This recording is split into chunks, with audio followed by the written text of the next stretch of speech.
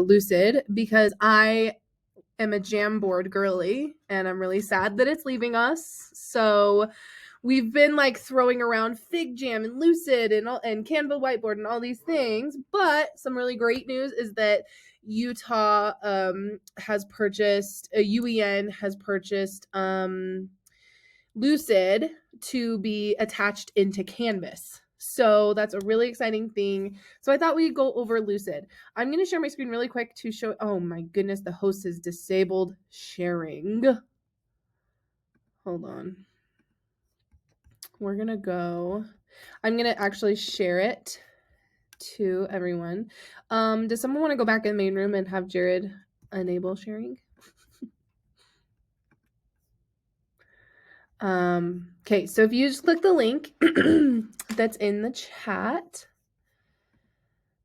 it will take you into the Lucid board and you'll see a GIF of Bugs Bunny that says start. It should be him running. I made it so it's a guest. So that's a really cool thing with Lucid in the first place is you do not have to have a login or anything. So if you're just getting started using this with your students, you could just do guest. And I can see the people that are on right now. If you're a guest, it doesn't give me your name, but I can see that we've got some people. So there's an activity at the very top that says Lucid Vocab Sort. And so what you can do is click on that and click Start. And what it is going to do is just an intro activity to figuring out the tools that are on the left-hand side. So it is, this is one of the really great things about Lucid is it has these built-in activities. It's not just a whiteboard with stickies and things on it. You can insert pre-created activities that are drag and drop, that are this, that are that, and I get a whole score. So I'm going to go ahead and start it. And I'm, I can move mine around. Let's see if I can share yet. Not yet.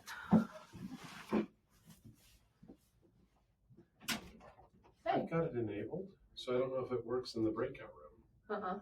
Is it multiple people can share? It's except for anybody who's in can share, but maybe that's only in the main room. Oh. I don't know if it works in breakout rooms. I've not tried. Yeah, it says host disabled participant screen sharing. Mm-hmm. So maybe make me a co-host? Let me do that real quick. Anyways, how are we doing in our activity? What are our thoughts so far? Are we dragging and dropping? I have a question, Kasey. Yeah.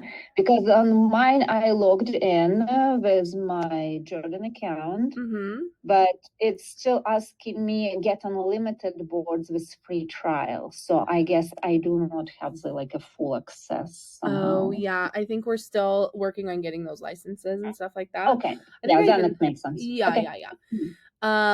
So yeah, we're starting, we have that activity right there. And I also can see your results. So I can see what Queen Bee did. I can see what Tracy did. Hold on. Jared is inviting me to return to the main session. So I'm going to give you guys just a second to just play around with it and I will be right back. Okay with you talking to another student within here. Oh, are you okay, Kasey? You jump back into our room. Okay. And so pen pal. Collaboration skill, right? It's we agreed on this drag and drop, but we disagreed on these. Why? And what, explain your reasoning and all that kind of stuff. Hey friends, thanks for being patient. I love that too. And I was going to say, I've got to use Lucid before, and I feel like it's so much more dynamic than just Jamboard. So I'm excited that we're getting a license. Yeah. So, yep, it worked. Perfect. Sorry, friends, for the hiccup. Thanks for covering, my friends. So that's kind of a really good activity just to start out. I wanted to show you that first because that was my absolute favorite thing. So what you do is go to this rocket and do visual activities. Can you guys see when it pops up? Just checking. It has all sorts of different matrix activity. Then they've got objectives, reflection, problem solution, any of these, and then you can look and see the data of what the kids are doing. So I just wanted to zoom in. You have a table of contents right here. So I'm going to zoom into, frame number 1. So what is Lucid for education? So there's 2 kind of types of Lucids. Is Lucid Spark is more of a whiteboard situation where it's like that sprawling, like everything is open. You can zoom out a ton, like whole class activities. Lucid Chart is more like worksheets and things like that. So if we'll go over to number 2, and we can even zoom in pretty far on number 2, these are ways that teachers are using it. I really love the collaboration piece of it, because when students are working in isolation, so many different things can happen. But when kids are learning from each other, I think it's really important. So we've got group work, building community, Venn diagrams, response prompts. I loved this one. So I know that we do like gallery walks and things like that, but having a virtual gallery walk seems to me like a really good use of that. We've got timelines. We can annotate readings, which is something we're learning how to do. I can see a walk to read group loving to do a collaboration on a reading together. We've got polls. So there's a ton of different ideas. We've got digital manipulatives. Even littles can do so many things with these. So we've got graphic organizers that they can do. We have kids created this using different shapes together. So it's that creation that's really important. We've also just got these collaborations. So I saw a lot of you doing the shapes or the Post-it notes. So we've got those KWLs. And again, I really just feel like it's when you are watching what others are doing and learning from them. I think sometimes we want kids to just be focused on their own thing and I only want to see your work, but I think we're cutting off so much learning when we do that. So let's go over to collaboration features. One of the really great things is that I can see who's doing what, just like on a Jamboard. Like if I wanted to find Larissa, I could click on her name and go find what she's doing, which is kind of fun. And then we also have activities organized. So you notice on this right here, sometimes we think of whiteboards as just like a ton of chaos. But with Lucid, we can make it into like a plan. So you guys can kind of see, if I'm going to zoom out a little bit, and I am just learning too, but you can kind of zoom out and see, like, I planned out this discussion. What is Lucid? How's it being used? Supporting collaboration. Then we're going to try it together. So you can organize it into a lesson. So we can kind of step out of that slides mindset. Also, you can direct the students onto where you want them on the board. So we've got laser pointers. I can make sure that everyone is doing exactly what I'm doing. So I'll go over here and do take the lead. And you guys are seeing what I'm seeing and you can't move around on it, right? So I'm going to turn that off and you guys can go back to messing around with it. So let's go. We wasted some time, but I want you guys to play with it. That's the biggest thing. So we're going to go to icebreaker 8, slide number 8, icebreaker activity. What is your favorite fashion trend that you would like to bring back? So let's do a post-it on this one. So if you go over, it's under the T on the left-hand side. And you can pick whatever color you want. And I'm going to let me give you guys a second. If we put 90s, those things are back now. So poodle skirts, I feel like Tracy would really thrive in the 50s. Like really. The 50s fashion.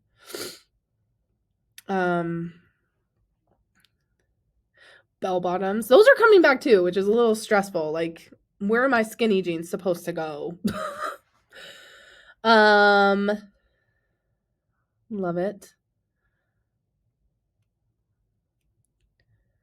Okay, so yeah, like even if I did my work, I am engaged in watching what everyone is doing. So I think that's another thing. Like we can have, and then if a kid is working really hard on their one answer, another kid can build off of it. So it's really differentiated as well. Mom jeans, yes. Perfect. Okay, so let's scoot down. I wanted to do another one. I wanted to show you guys the gifts. So if you go down to the next one, it's an icebreaker. What is your GIF reaction to winning the lottery, waking up early, waiting in line at Disneyland, or eating ice cream on a hot day? I just want you to pick one. So to go to GIFs, you go over to the side, and it's like that little picture with a little smiley face in the corner. I'm showing my screen. You can kind of see that. And you can go to GIFs, and I'm going to find one.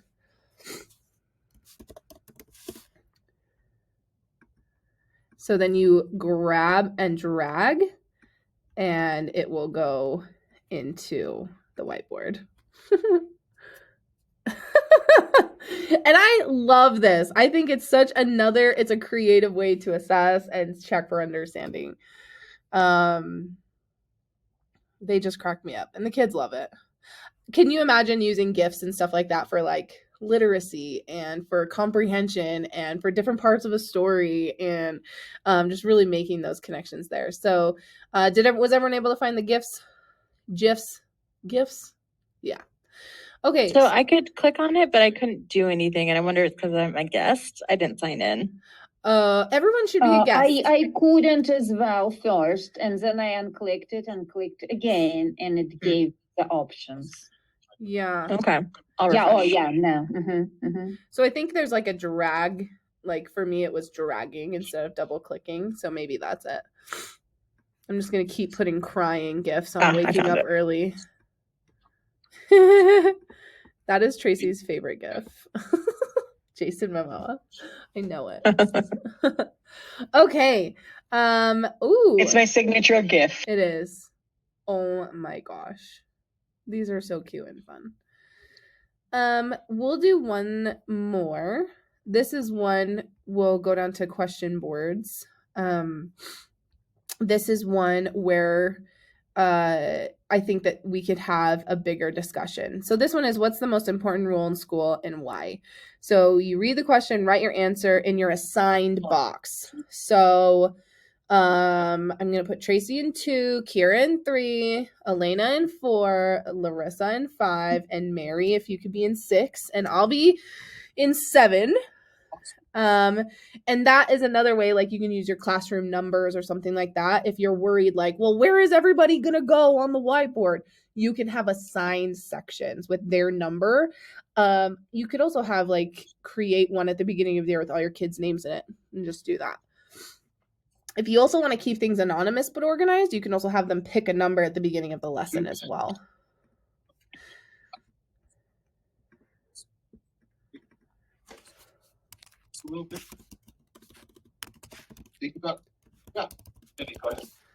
I feel like so many, yes, bring snacks. Number 1 rule that we should all. Respect and kindness, I think, is our consensus over here. And you can see with an activity like this, you could then build off of it. So we could say, okay, I'm going to take the Post-its of 1, 2, and 3, and I want you to be over here. Ooh, Elena, what'd you make? Tell me about it.